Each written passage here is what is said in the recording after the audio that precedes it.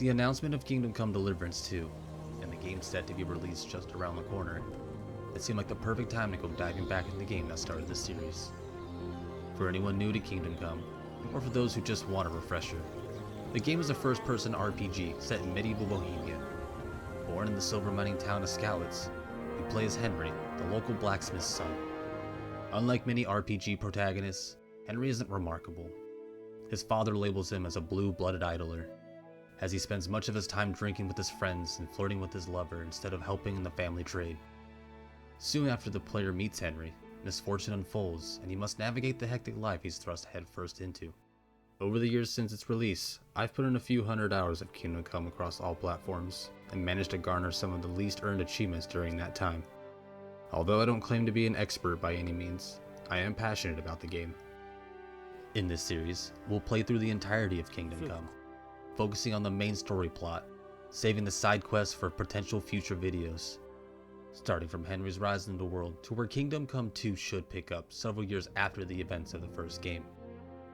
I will go over the story as I believe Henry would canonically navigate his journey, offering the occasional alternative means of completing tasks when possible. However, as the game goes on, it will become more limited of how we play the game, narrowing down into a much more story-focused playstyle. The primary focus in this series will be to go over the story and commit to the choices on how I believe Henry would react based on the character traits given to him throughout the cutscenes. I will attempt to stay true to this, but this is my opinion. There is no wrong way to play the game. So, if you wish to experience this masterpiece fresh, and without any spoilers, I recommend clicking off now and getting yourself a copy. The game often goes on sale on Steam, and with Kingdom Come Deliverance II set to be released later this year, I expect the game to go on a steep discount. I'll leave a link to the Steam page in the description, so don't forget to check it out and get yourself a copy. This is your official spoiler warning. Now, if you're still here, and you're ready to experience the game, my name is Diet Milk, and this is Kingdom Come Deliverance.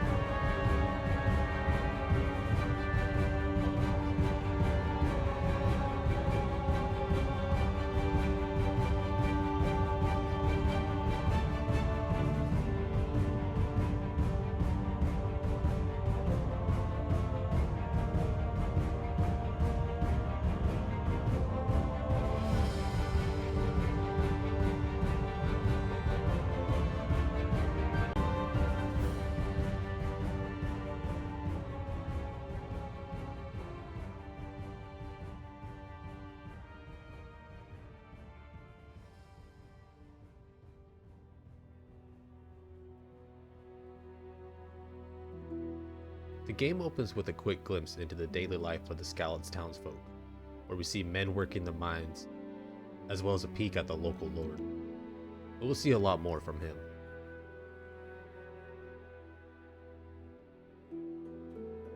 As tradesmen shout their wares and barters, we meet Henry's mother, making idle small talk as she goes about her day, before meeting Henry's father, in which he delivers the blue-blooded idler line. In less than a minute, we are introduced to the life of our character, and it gives us a sense of our place in this world.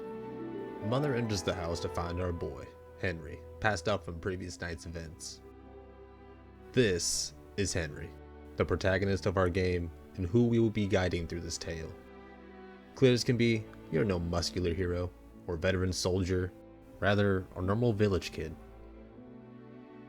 Our mother notices bandages on our hands, in which she learns of our sword training with the vagabond who is passing through town.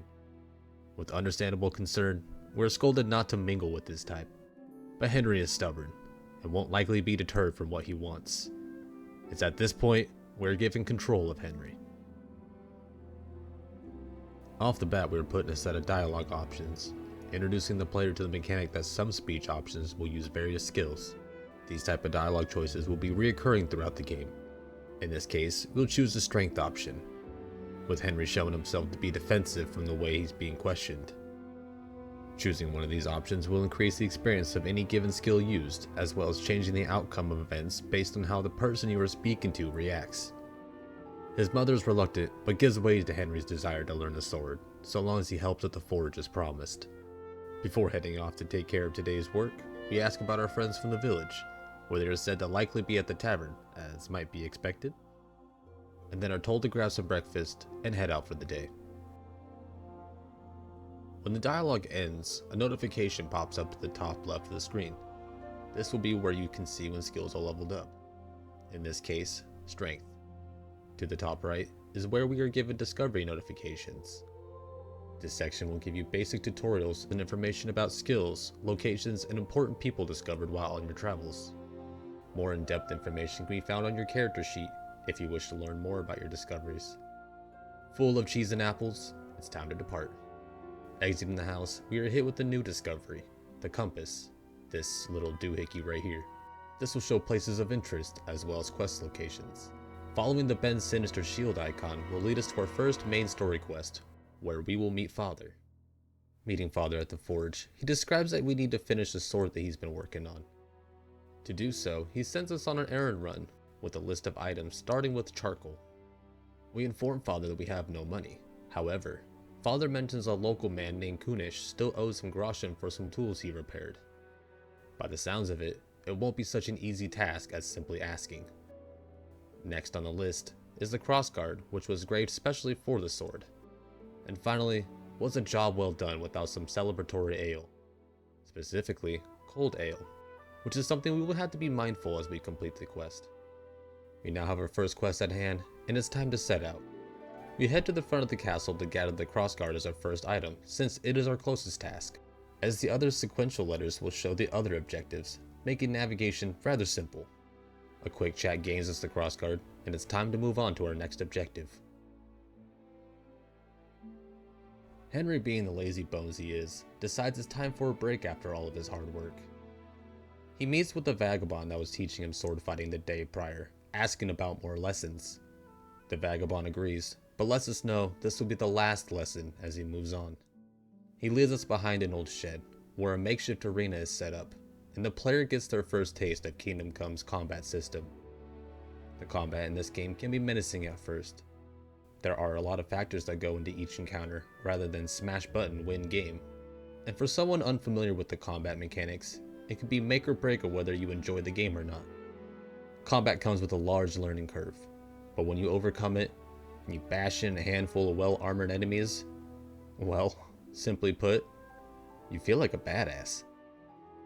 The vagabond offers us the basics of sword fighting. I recommend taking as much time here to figure out the lessons he offers. After our lessons, Henry thinks it's the perfect time to quench his thirst after all the fighting in the hot sun, and heads to the tavern for a quick drink. Arriving at the tavern, a cutscene plays, and we see our aforementioned friends eavesdropping on some gossiping locals.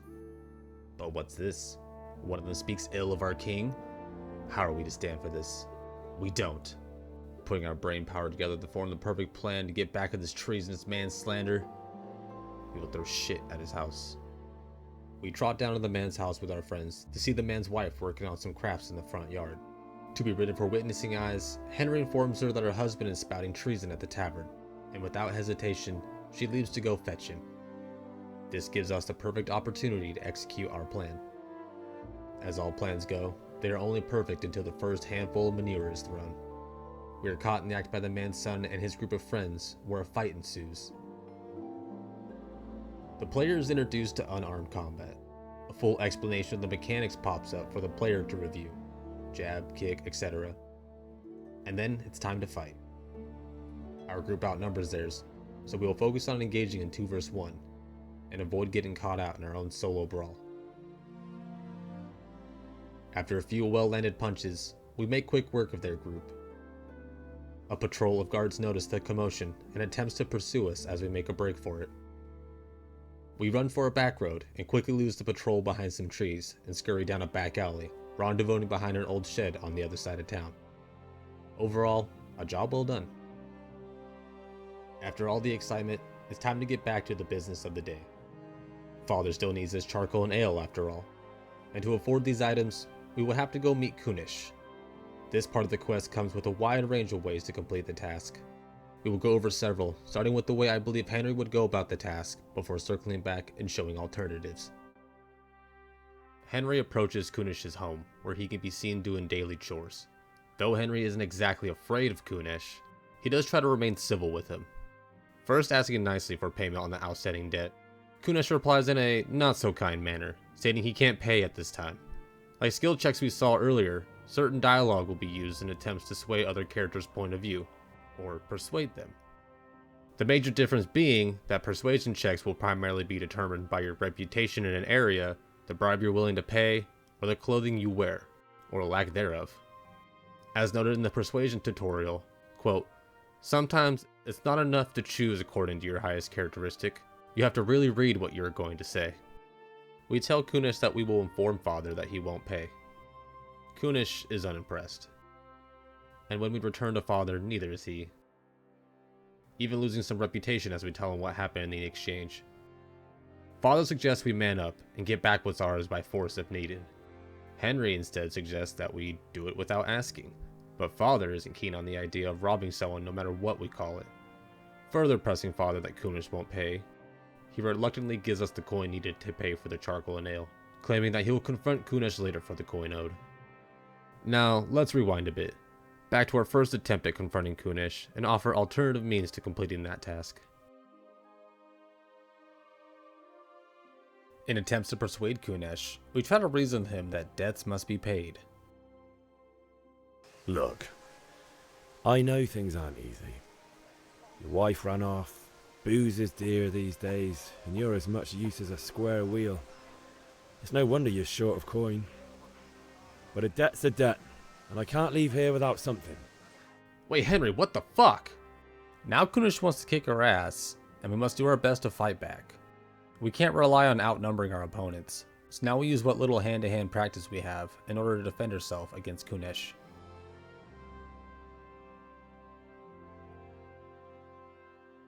He proves to be a strong fighter, and sends Henry running after a fair number of exchanged blows.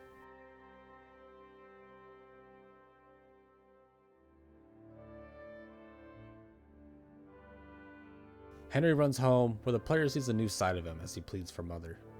He sounds like a child who just scratched his knee, but no matter how old Henry grows, he's still a mama's boy.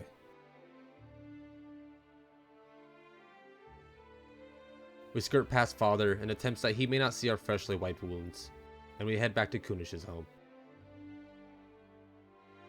But this time, Henry has a better plan to deal with the drunkard. We find our friends still hanging around the backside of the shed we'd rendezvoused at earlier. We inform our friends that we are in need of a favor, since we helped take care of the treasonous man earlier. They are eager to help, and as one, we storm our way to Kunish and offer him the beating none of us could manage alone. Kunish, get out here, you old goat. I've something to show you.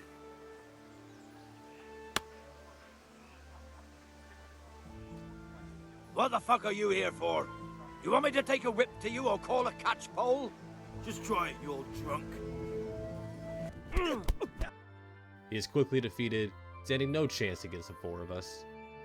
He surrenders the keys to his house, broken and defeated. He tells us to take whatever we can find of value to clear the debt, and finally let him be.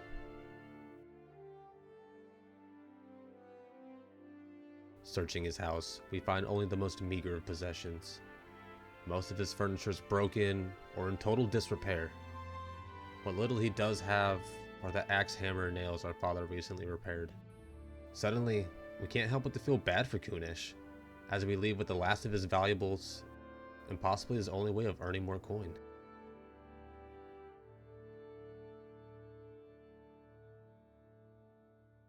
Okay, we can't leave it on that note.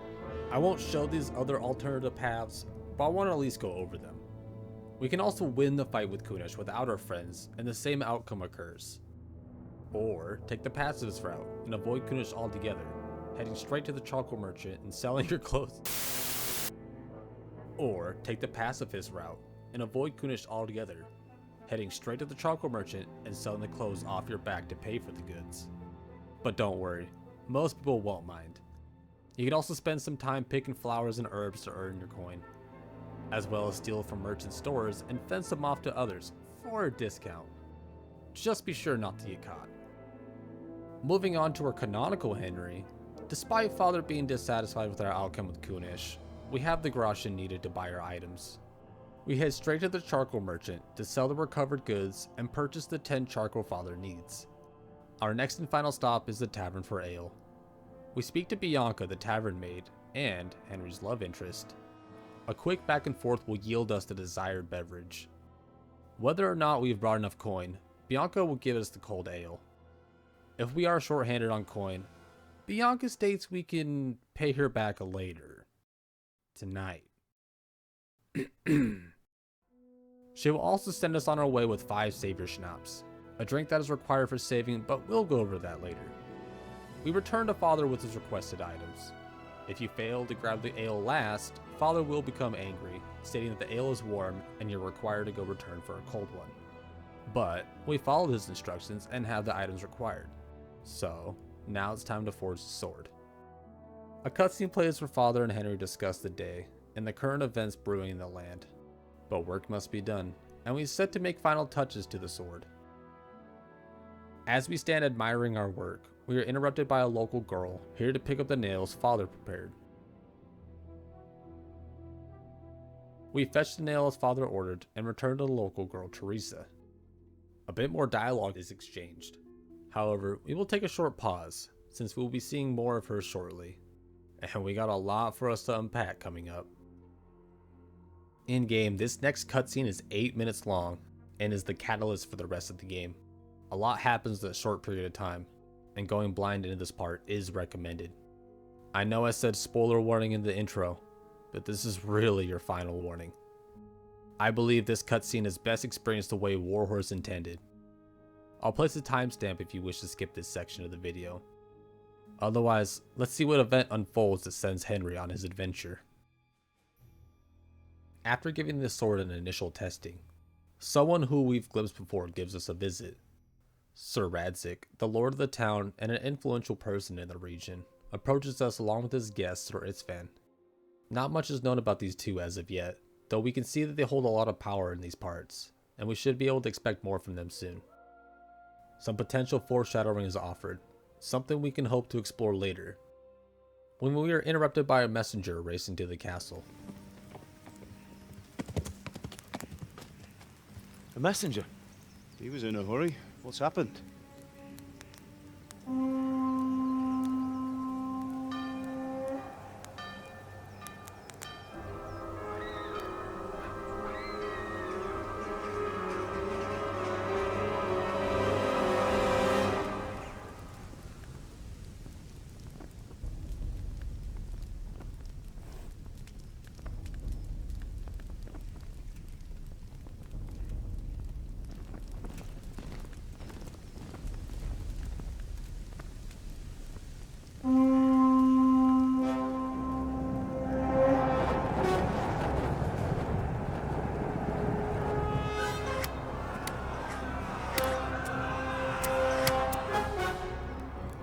Henry becomes panicked.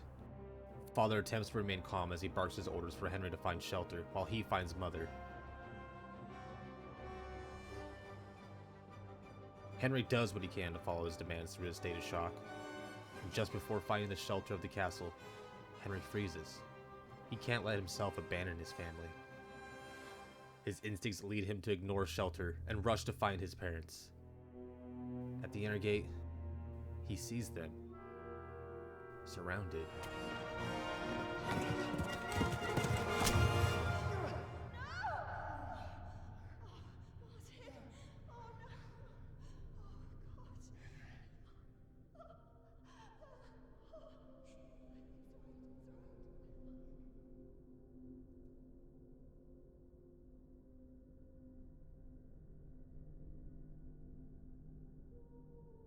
Stunned, Henry watches his parents be murdered by the man leading this massacre. Our eyes meet, and we can see the lack of sympathy within them. Henry snaps out of his haze. Knowing there's nothing he can do to help, he flees. Henry attempts to return to the safety of the castle. The drawbridge has already risen out of his reach, and he must find another means of safety.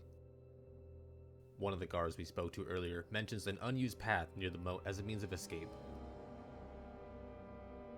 We are told with vague hope to warn the nearby village of Talmberg.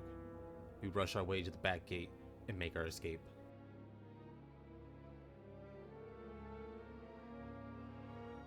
The cutscene ends, and we are forced to run from our home of Skalitz. A band of soldiers pursues just behind us, and we stumble our way down the hilly pathway to the road just down below. We hear cries for help all around us, though invaders loom here as well. We are only one person against a horde of soldiers, and we must think of our own safety. Spotting several idle horses, we use our slim opportunity to take one and make our escape. We mount a horse, and a riding tutorial pops up. I won't go over this here, since I feel like riding is easy enough to understand. Though, feel free to pause the video and look over if you like. With the soldiers pursuing right behind us, we retreat down the road. An arrow is fired, luckily only hitting our leg. With our adrenaline pumping and excitement high, we push through the pain. Warning everyone we pass to flee the area, we spot Talmberg's walls, and try to wave down anyone for help. Luckily for us, the guards are alert, and they send down a volley of cover fire, giving us the chance to find the safety of this new town. The gate is left open just long enough for us to make our way inside before the town is sent into lockdown. Now before we continue, I want to mention that much of this section of the game will be cutscenes, establishing the rest of the world and some of the characters you may encounter. As to not ruin much of the storytelling experience, I'll only give quick synopses of each scene, until we're back to our original decision making. Back to Henry. He's brought to Sir Divish, the lord of the town, where he is questioned. Henry tells him as much as he knows, and our information leads us to learn it is likely an army led by King Sigismund of Hungary, who also recently kidnapped the rightful king to gain power and renown. With Skalitz lost, Talmberg is likely next to be razed. Sir Divish changes topic as the mood in the room grows heavy, and offers us a hot meal and a place to rest at the castle as things settle, or take a turn for the worst. Captain Robar takes us downstairs into the kitchens where we unexpectedly meet the charming Lady Stephanie. Anyone who has played this game will likely know of the unfortunate voice acting associated with Lady Stephanie's character, but I can't blame the actress who voices Lady Stephanie. I feel there's a disconnect with the acting direction given to her that isn't present with any other voice actor. Moving on. As we speak to Lady Stephanie, we are surprised to find she is remarkably young in comparison to her husband Sir Divish. And instead of being lodged in the bailey with the horse grooms, Lady Stephanie instead offers us a warmer alternative in the courtyard cabins. After we thank her for her generosity, she makes her leave for now so we can eat. After the cutscene, we begin to hoard as much food as we can squirrel away. As in many RPGs, we have a hunger meter. As this meter drains, we will begin to lose stats before eventually starving to death. We can also overeat, which can have negative effects as well.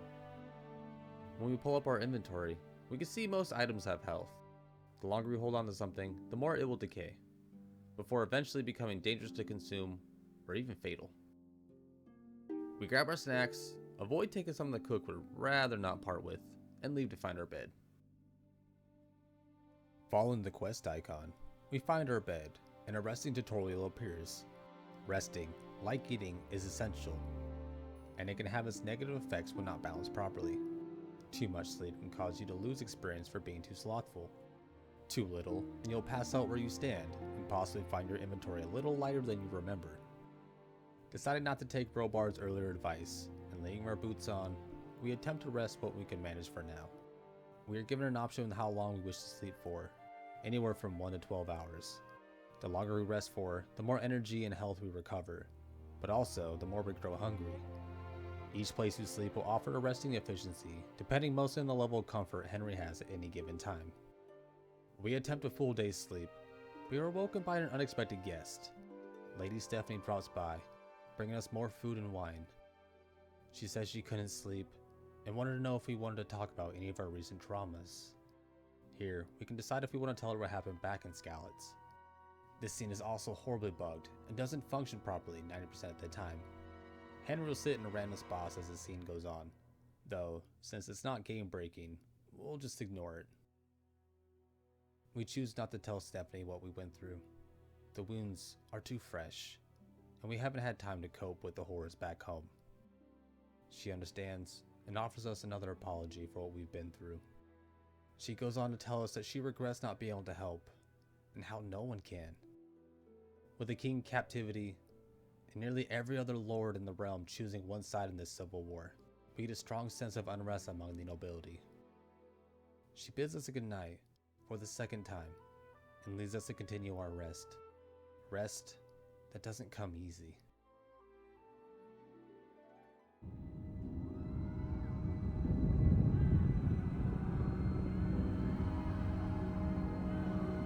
Move in, people! Come on! Come on! We're running out of time!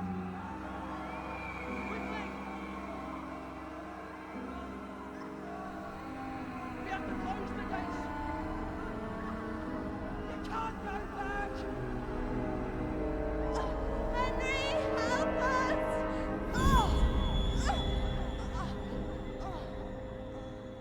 Help us, son. Don't be a coward.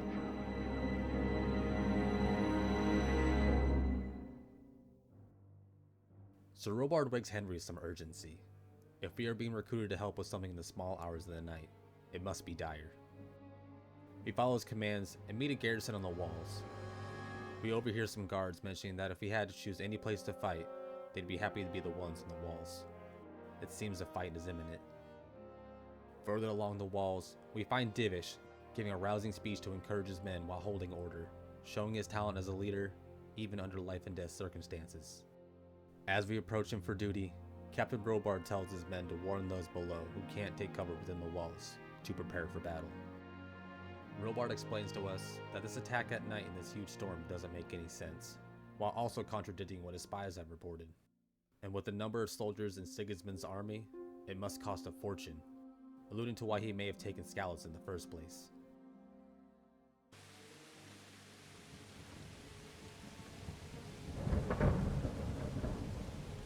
Halt! Who goes there? Lucifer and all his minions! Who else, rubber? As the interloping party approaches, we are surprised to find Sir Radzig leading a band of refugees to the fortified city of Rattay. Radzig denies the offered shelter within Talmberg, stating it would only spell death for everyone inside. He informs Divish to save the town and his people, but don't give in to Sigismund's demands if he decides to siege Talmberg. Radzig, attempting to keep it lighthearted, then asks if we arrived to warn the town. He praises our bravery when he learns of our success, only then to call us stupid as Henry mentions he wishes to return to Skalitz to give his parents a proper burial, knowing full well it would only mean our death. Divish is told to keep Henry in place so we don't get ourselves killed, though we can guess Henry doesn't agree with that idea. Radzig may have moved on, but the castle remains on high alert. Wishing to remain useful, we ask Robard if there's anything we can help with. After all, sleep really isn't an option with all the images that plague us. Robard informs us that we can help serve on the battlements and keep an eye out for danger. We meander around for a bit when a veteran guard approaches us. He tells us he doesn't expect any attacks to happen tonight and tells us to lean against the wall and wait out the watch duty. The skip time tutorial appears, and it implies just as the name suggests. You can skip almost as much time as you wish, though you'll still grow hungry and tired through the wait times, or even be attacked by enemies if you wait in the wrong neck of the woods. We attempt to wait till the middle of the morning, but are interrupted by the call of guards. We heed their cries and rush to follow the crowd.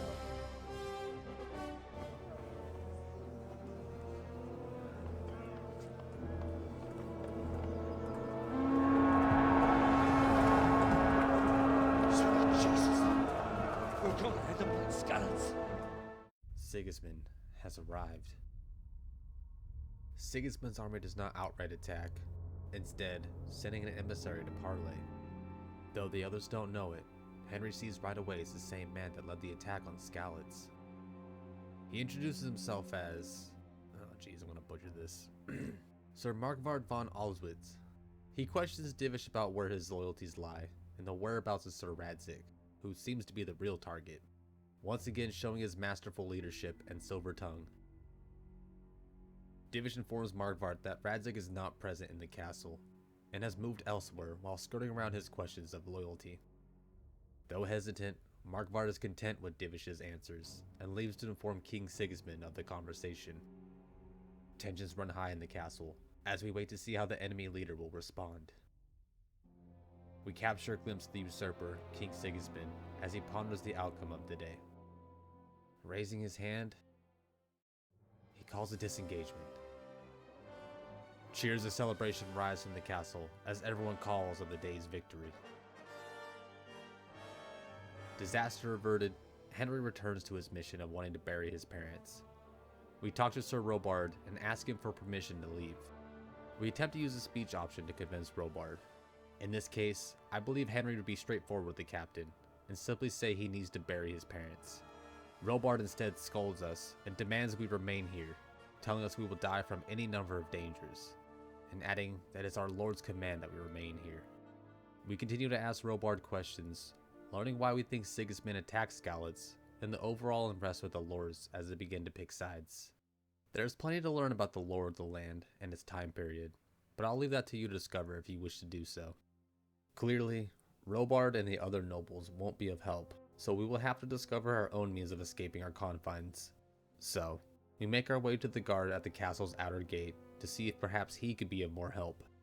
We once again attempt to gain sympathy and state we need to bury our parents, and once again we are denied. No one wants to be the one who disobeys the Lord. However, he does slyly mention that if perhaps he thought we were, I don't know, say a guard on patrol making his rounds, then perhaps he would have to let us out. Henry, being the miscreant he is, understands exactly what the guard is implying. We must steal a guard's uniform. Assuming the castle guards won't leave valuables like weapons and armor left unlocked in the open, we venture to a nearby vendor to see if he offers us anything that may help us procure what we are searching for. Searching his wares, we are able to find a lockpick, something that may become quite useful. We have a few spare coin, so after a bit of haggling, we settle on a price, and the lockpick is ours, as well as a speech level. We make our way to the armory. Checking that the coast is clear, we enter. Thankfully, the door hasn't been locked, and no guards have been posted here either. We check the first locked chest we find, and we stumble upon the lockpicking minigame, if a minigame is what you call it. The goal is to find where the pick fits, and rotate the lock in unison with the pick until it unlocks. Though, it's easier said than done, and it's quite easy to fail without practice and a bit of patience. Failure can cause you to break or lose your pick, and also create noise that others can hear, oftentimes ending up with someone investigating. Luckily for us, we successfully open the lock and take the uniform inside, slipping out the back door and narrowly avoiding the notice of a patrolling guard. That's our cue to slip away and see if the gate guard will now look the other way as we go through. Equipping all the armor we've stolen, we return to the gate guard. Telling him we need to leave, he almost refuses. Though, seeing our newly donned uniform, he seems to understand the agreement. He warns us not to tell anyone about this, and the gate opens. We are free to leave. There are a few ways to complete this task, and now that we've seen what I believe is canonical, let us look at a few other options. We can skip stealing the uniform, instead walk into the drawbridge and leaping off its edge into the valley below. The alarms will be sounded immediately after, with patrols on the road, so don't be caught. Alternatively, we can do what we all know Henry would do, and pull the ultimate gamer move. Steal the armor, go to the courtyard, and steal a horse, then leap to freedom. I'm gonna break my own rules slightly, only because the outcome returns to more or less the same. I'm going to continue with our gamer Henry for the sake of the horse. Riding as fast as possible from Talmberg, we make our way straight to Skalitz. After escaping the walls and running out of range of our pursuers, a cutscene takes us the rest of the way to Skalitz. Leaving our horse behind, Henry slinks through the surrounding fields littered with corpses. The bodies of your friends and neighbors, all mutilated and burned like so much dried wood, surround him. In the distance, we see the silhouette of a razed Skalitz. Smoldering homes, and bloodied mud lead our path to where we once called home. We stumble upon a looter, one of several we are bound to find. Many who scavenge here are poor folk looking for a quick coin before others come to claim the remains. They wear rags and carry scavenged weapons, but fight with desperate will. And upon engaging our scavenger, another tutorial pops up, reiterating what we learned from the vagabond earlier and putting it into practice. Understanding this information is crucial as you venture deeper into the world. You'll get plenty of opportunity to practice these skills, but the sooner you comprehend these tactics and information, the faster you will evolve. We skirmish with the scavenger before eventually defeating him and continue our way to the core of Scalus to find our parents. Another scavenger loots further along our path, and we send him to the same fate. This time, we utilize our execution option. When an opponent is defeated and unable to run or fight, we are given the option for a mercy kill, which will execute them. Depending on what weapon is used, will determine how the enemy is dispatched.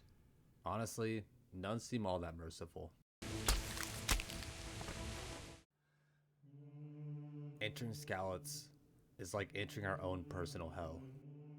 Although nothing is left except the corpses and burned out skeletons of what used to be homes, we see the Scalus bailiff, sword in hand and fighting to his last breath, as well as other villagers stand their ground and fighting to protect those they loved, something Henry comments on wishing he did. Then we see her, Bianca, dead outside the tavern where we last spoke to her. The shock of finding her is almost too much for us. Whispering our words of vengeance, we promise to hunt those who did this to her and everyone else hurt by today. Searching her body, we find a last vestige from her, a ring we will hold on to the remainder of the run, and a saber schnapps we will save until it's time to toast those who were lost here today. Moving deeper into town, we find her parents.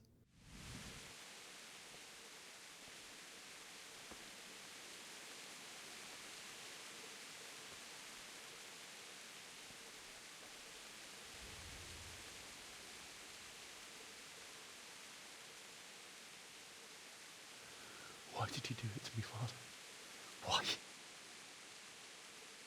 Why did you leave me? Forgive me.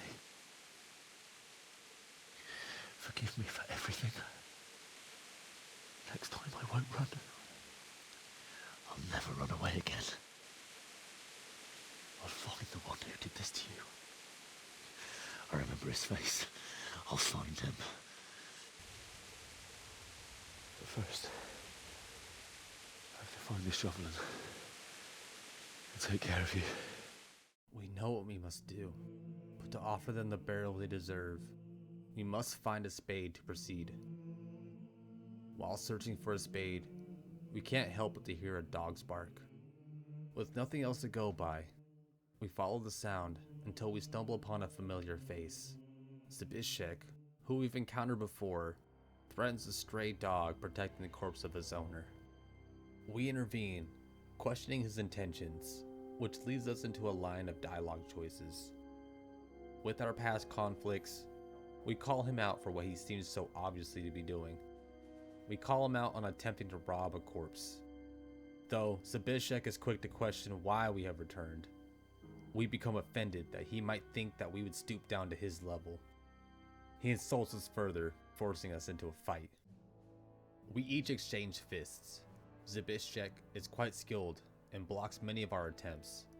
He lands many of attacks of his own, but putting up our own defenses, we fall into a stalemate. But eventually, enough is enough. This is not a bar brawl.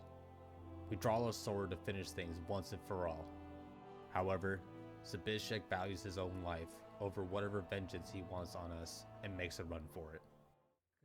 Once Zabishek is defeated, we can grab the spade he was holding. There is an option to loot the butcher, though we will respect his remains and take only what we need.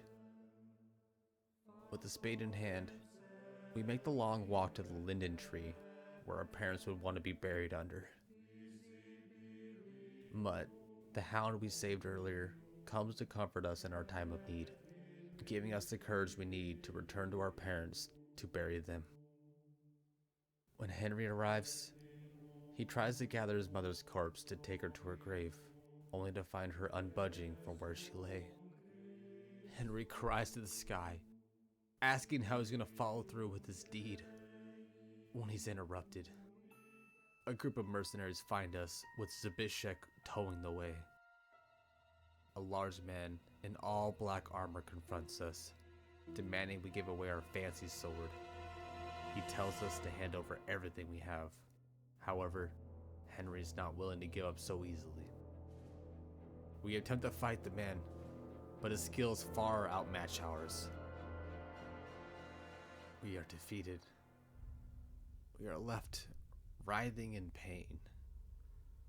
The man in black takes our discarded sword, informing us that we will be its maiden bloodletting. We are about to be delivered to our fate when a friendly voice disrupts our execution. Hey, goat fuckers!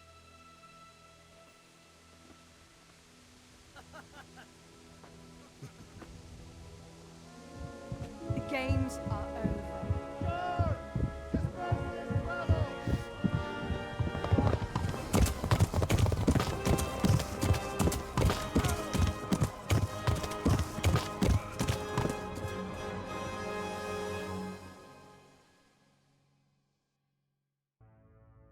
With that, we conclude the first act of the game.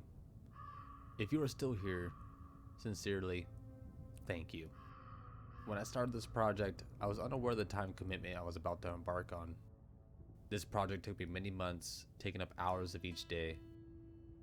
I anticipated completing this series by the time Kingdom Come Deliverance II came out, though I find that time frame unrealistic anymore with my part-time editing. I will continue to work on the series and release them as soon as possible.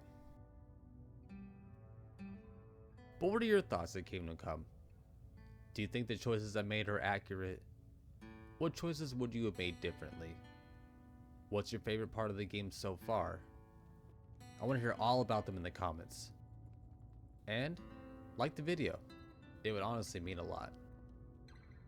As for me, my name is Milk, and I will see you in the next video. See ya.